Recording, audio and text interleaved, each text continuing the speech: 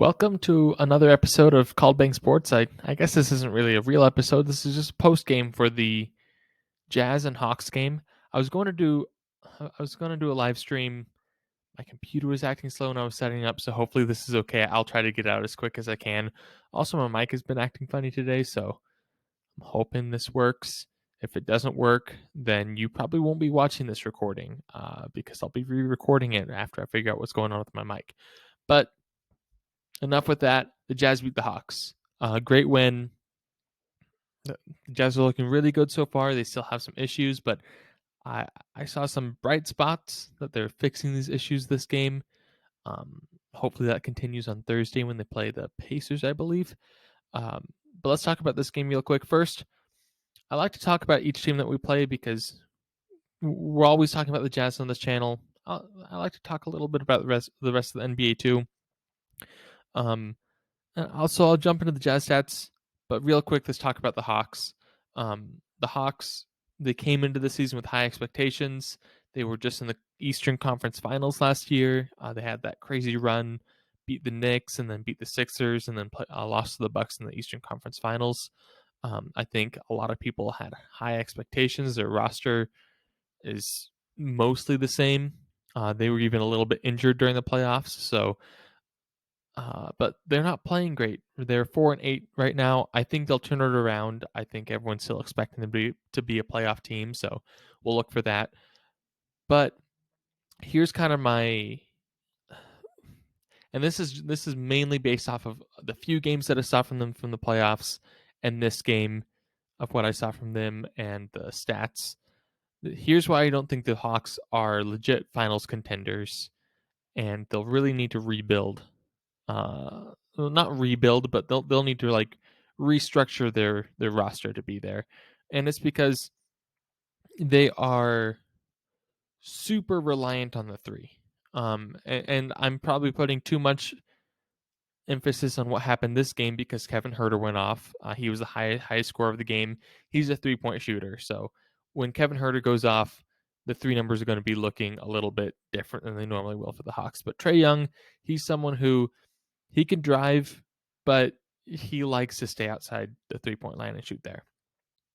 And I know I'm probably going to get some comments like, well, that's what Charles Barkley was saying about the Warriors, how a 3-point shooting team can't win a championship. And I'm not saying that a 3-point shooting team can't win a championship, but the Warriors, they were more than just a 3-point shooting team. They were excellent 3-point shooters, but they could do other stuff really well as well. And the Hawks, kind of what I'm seeing is, so for example, in tonight's game, and I promise I'll get to the Jazz here really soon, but from what I saw from the Hawks in tonight's game, just looking at the stats, they made 37 shots and they shot 85. So 43, let's round up, 44% from the field. Not great. Not the worst thing ever. You'd like to see it higher, though. It's tough to win games shooting for 44%. From three, they were 51%. They like they made 18 threes and they made 19 twos. And they only got to the line 10 times. So what that's telling me is they're happy staying outside the 3-point line. And if you can shoot 51% from three every night, all of your shots should be threes. But they won't shoot 51% from three every night. That's not going to work. And if that's their game plan, people are going to figure out how to shut that down. And if you don't have viable options to get inside, get layups a lot, take a couple of mid-range. I know analytics people don't like mid-range shots. Mid-range shots are like it's like running up the middle in football.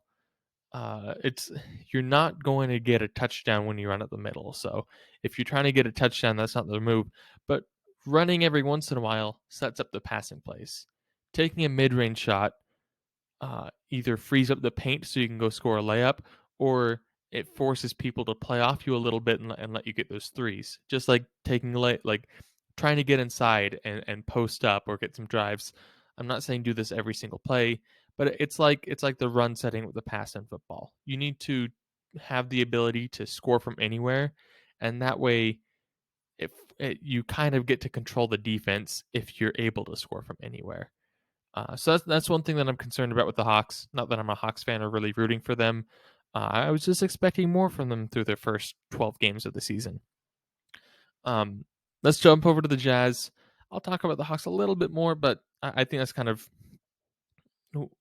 like I got most of it out of my system. I'll say it that way. Um, and the reason I brought this up with the Hawks is because I saw a lot of this from the Jazz.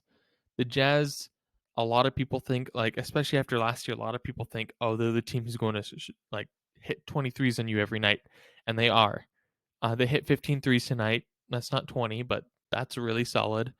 Um, but they made 41 shots. They made, let me do the math real quick. Uh, what is that like? Dang it! Don't do math on camera. It's tricky. So they made 20 something twos. Someone's going to comment and talk about how stupid it is that I couldn't do that math in my head. But you're on camera. You're under pressure. You try doing it sometime. But they made a lot more twos than threes. They have the like Donovan Mitchell's not afraid to take a dribble in from the 3-point line and shoot a mid range shot. Um, the Jazz they're very willing to pass up an open three for an open layup. Um, but because they're so willing to shoot threes, it forces and they have so many 3-point shooters, it forces the defense out, which opens up those layups and those dunks for Rudy Gobert or for Bogdanovich to drive in there and do his thing. So kind of what the Hawks have been having a tough time with. The Jazz look like a very mature team that could score from anywhere and do it everywhere. Um, and that's why they won by 12 points. So good job for the Jazz. The Jazz have been having some shooting problems. That's been very well publicized. I've been noticing it from game one, but it's kind of continued. Tonight, that wasn't a thing. They shot over 50% from the field. They shot, if you round up, they shot 40% from three, which is, that's like an ideal world for me. If they can shoot 50%, like 50-40 from the field and from three every night, that is perfect, and the Jazz will probably win the championship if they can shoot like that every night. They also got 13 points from the free throw line, shooting over 80%. That's exactly what I want to see from the team. Obviously, that's not going to stay up there, but drop 2 percentage points if they can stay high 70s from the free throw line, high 30s from three, and high 40s from the field. Like it'll be solved. So that's one. That's one game. I'm not gonna put too much on it, especially the Hawks aren't the best defensive team.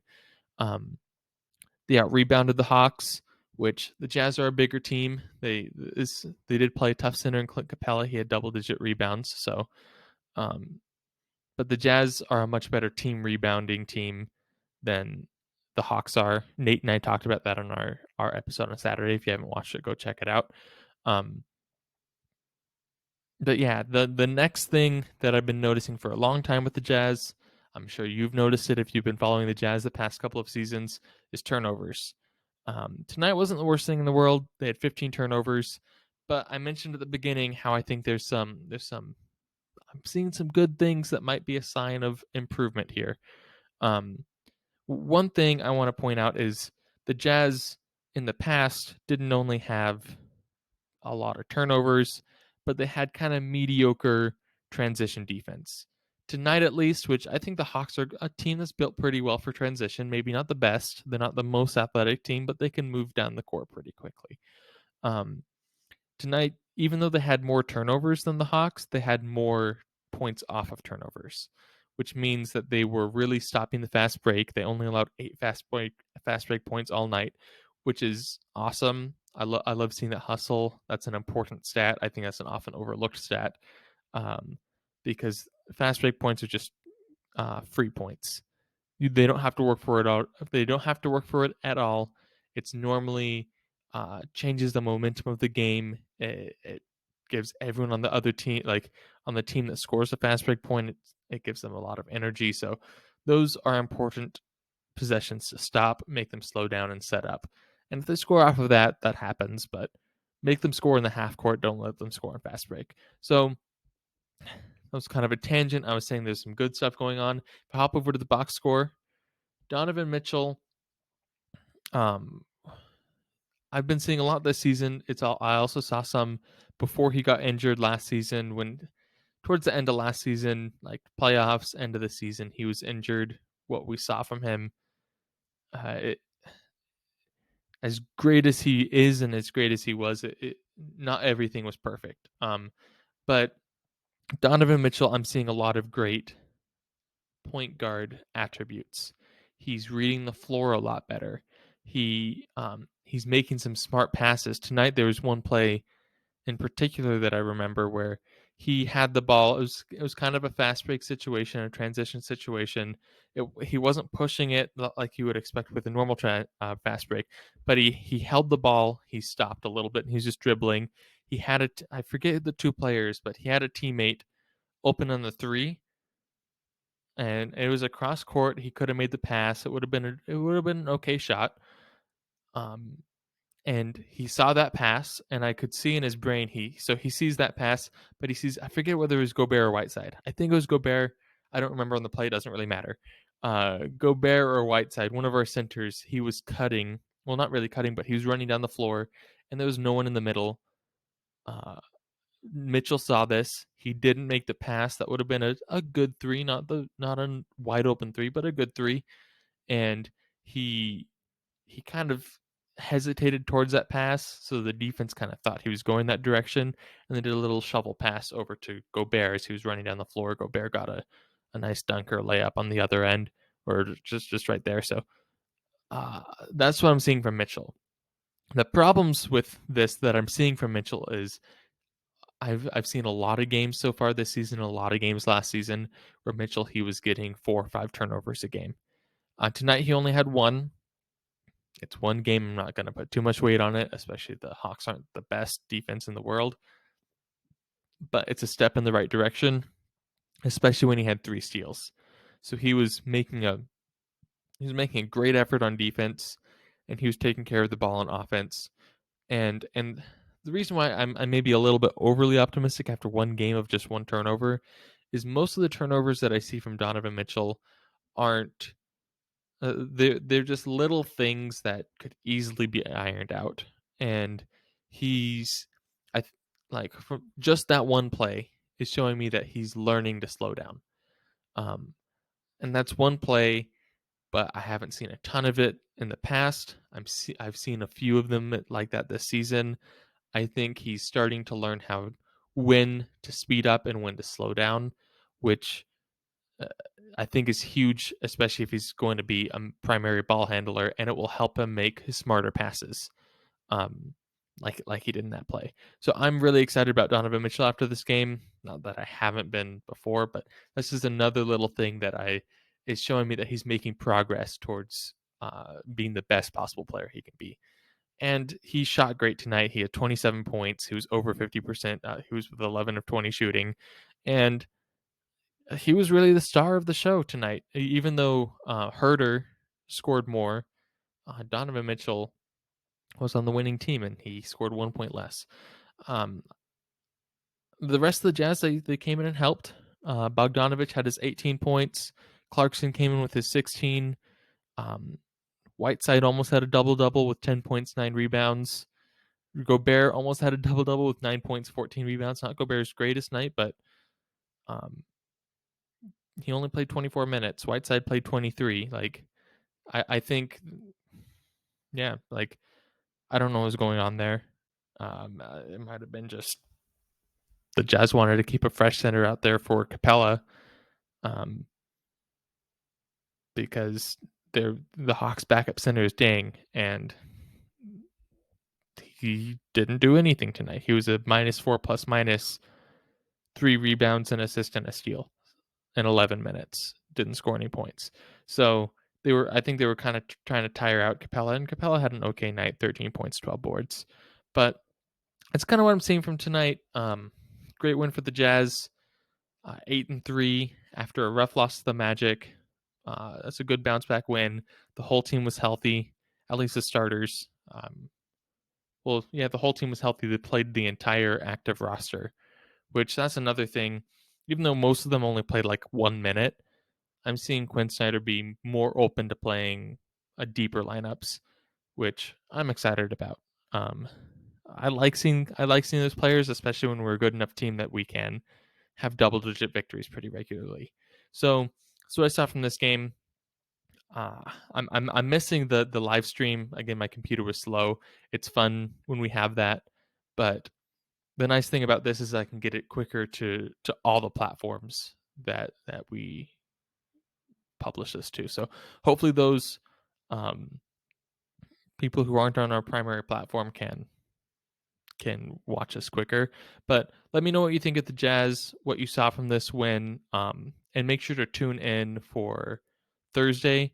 I'm not sure if that will be live or pre-recorded or what's going on there, but we'll have a video for that.